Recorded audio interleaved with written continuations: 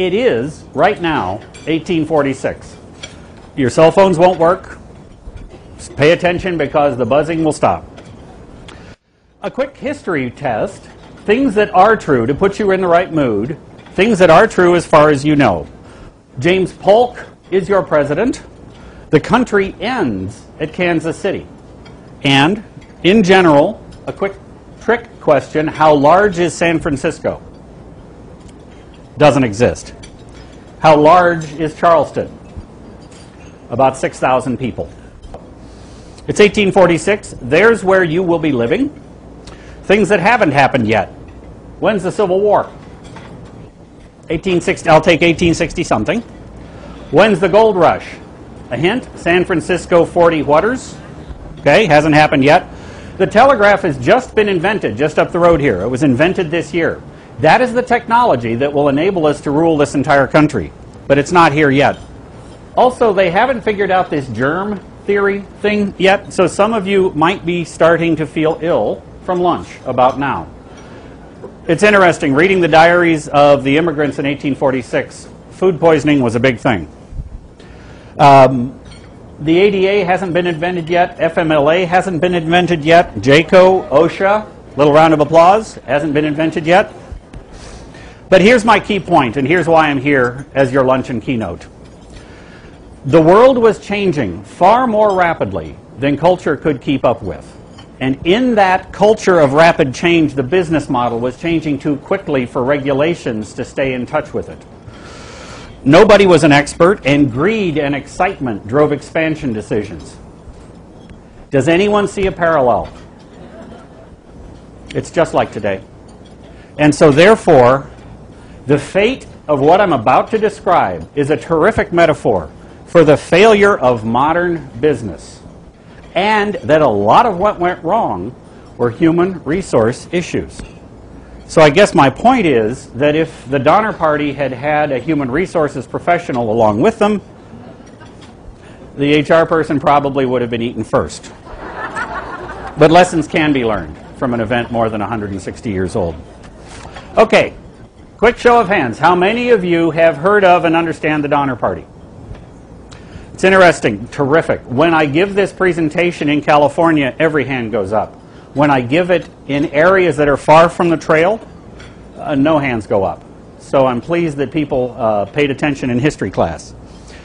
For those that did not, here's the basic premise. In 1846, a group of Midwestern farmers went to California.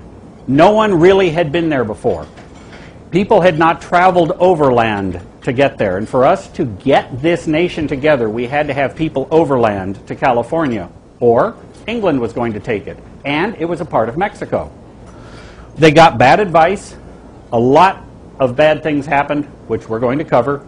And 81 of them were trapped over the winter in the Sierra Nevadas above modern-day Reno. Many of the half that survived had to resort to cannibalism to do it. Yes, at lunch we are going to talk about cannibalism. In modern terms, it would be as if you would put your fork down, go home, sell everything you own, and equip your Buick for a trip to the moon. It's a one-way trip. It'll take all the money you have. In modern terms, each of these immigrants cost them about $100,000 to make this journey. These were not poor people. But it's an engrossing story. Why it's interesting, and every 20 years somebody writes another book. A new one came out called Emigrant Passage. Failure is far more interesting than success. Delta Flight 935 arrives with no baggage lost. That's not news. Well, maybe it is these days. But a good failure has a lot more interest for us than a success. Well, let me share one. We've got human resources issues I want you to pay attention to. All the HR professionals, watch out. We've got poorly handled diversity and bad staffing. We've got leadership challenges. We've got no conflict resolution. We've got no team building and lots of interpersonal communication issues, just like Washington, D.C. Let me introduce you to a couple participants. I am a direct descendant of George Donner. George Donner, at this point, is 60 years old in his life. He's a successful farmer. He's twice widowed. He was born in North Carolina, lived in Kentucky and Indiana and Texas, off to Illinois, and then finally in California. People moved around a lot back then because it was mostly slash and burn farming. So now we need a villain. So, he's a lawyer. Boo. He's a real estate agent. Boo. And he's convinced that if he can get eligible voting adults to California, he can be the empire. What do we mean by eligible voting? White male. Get a lot of them out to California and he can run them. So he was selling information on the best routes that people had never seen. Come with me. So he barnstormed the Midwest trying to get people to go. Just so you understand who else is on this journey with us, these are big Midwestern farm families. 8 kids, 7 kids, 6 kids. When we finally get trapped, more than half of the people that are trapped are under 16 years of age. So, in the beginning, let's start our trip. I found in the Springfield, Illinois Gazette a classified advertisement that somewhat explains why we're going. He's advertising, this is for those of us in staffing, this is a help wanted ad. He is advertising for ox drivers to join him and drive his teams. Who wants to go to California without costing them anything? As many as 8 young men of good character. Come, boys, you can have as much land as you want without it costing you anything.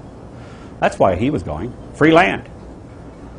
He wanted 8 young men. This was a tough job. This was scary. These people were the astronauts of their day. He only got 3. The great thing in this world is not so much where we are, but where we are moving. Oliver Wendell Holmes. Again, as a nation, we are always driven to move forward, which is also, frankly, why we're going to survive this current downturn. We, as a nation, are equipped to handle this. So, let's make a stay or go decision. We're all risk managers. George Donner is successful in farming and business. He has young children. California is not even a part of the United States, and they're talking about war with Mexico. You know, he should not have gone. He's in his 60s. Well, of course, they went. On April 16th, 9 brand new wagons rumbled out of Springfield, Illinois, heading west. This was a one-way trip. The Lincoln family came over to say goodbye. And that's me sitting in the front of the wagon. We rode on the trail for a couple of days, and I'm here to tell you that you want to walk. We're only into the trip a day or two, and the mother-in-law of James Reed dies, basically shaken to death by this old wagon. They bury her here at Alcove Springs and take 2 or 3 days to carve her a nice headstone and bury her with Methodist hymns and spend some time on this. Start counting how many days they waste. Here it was 3. Also understand, they had built her the first RV, first recreational vehicle in the United States. It was a double-decker wagon with spring cushions in the seats and a mirror and a side entrance, and it had a furnace with a little chimney poking out the top, and it took 8 oxen to pull it, and it was slow. She dies in the first 2 weeks. Do they ditch the RV? No. Pay attention to that. James Reed wandered over and carved his names on a rock while they're waiting to bury her. J.F. Reed, 26 May 1846. You are still able to find graffiti from the Donner Party if you follow the trail. Good news. The whole first half of this story, nothing unusual happened. The whole first 5 months. Every morning they'd get up and they'd go another 15 miles and they'd camp. And it just became a nice, monotonous trip. They came down here, see where the trail went down Windlass Hill? Their diaries wrote about this tree being beside the trail. It's still alive. The trail went right there by those trees in front of Chimney Rock. They scampered up and carved their names on it. Those are still there. They named everything. This was the Gibraltar of the West. I see why the red fire plug in the foreground was not there at the time. River crossings were risky because all of the women were in skirts, and they had sewn lead weights in the hems, just like drapes, to keep the prairie winds from showing their ankles. So if your wagon rolled on a river crossing, you would not come back up. Men could swim, women would sink.